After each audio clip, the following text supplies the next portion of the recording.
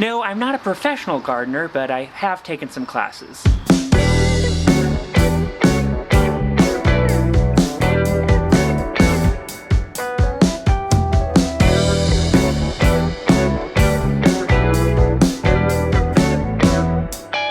So here's the deal. It is May, it's early May, and it's supposed to be freezing tonight. It's supposed to be in the 20s. In fact, it was just snowing a couple minutes ago. So I've got some basil and some other herbs over here. I've got some strawberries over here, and those have got to come in tonight because they can't take these temperatures. So first I'm gonna pull in all these pots. Now this mint over here, and I've got some parsley over there, I think they're gonna be fine outside because it's only going to be that cold for a couple hours down to the 20s. So what I'll do is I'll just put them next to the wall because maybe the wall might retain a little heat, and also they'll be less exposed to the elements because they'll be blocked in a bit. And then back here I've got these strawberries, and all these have got to go inside, especially since they're flowering. They're a little more sensitive then to a frost. I don't know if I'm doing a great job of lifting with my legs.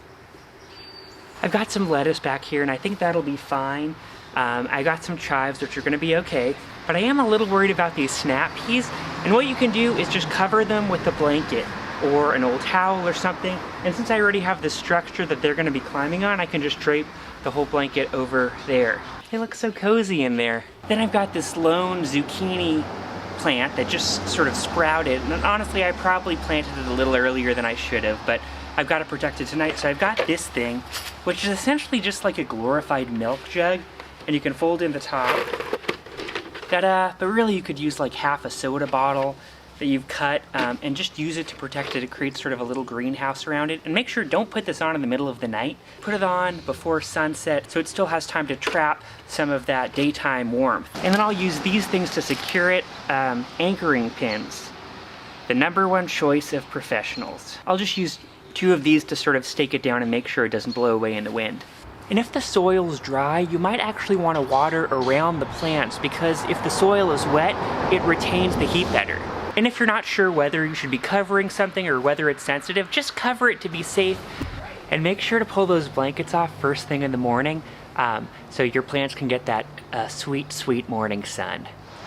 You can tell that the birds know that a frost is coming because they're all hanging out at the bird feeder.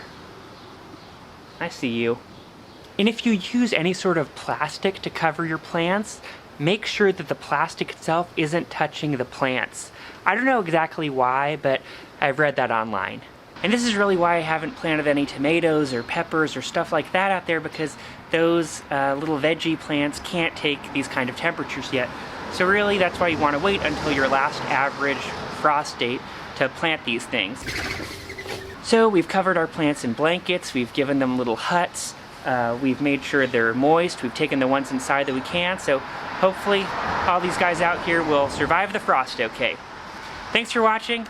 See you next time.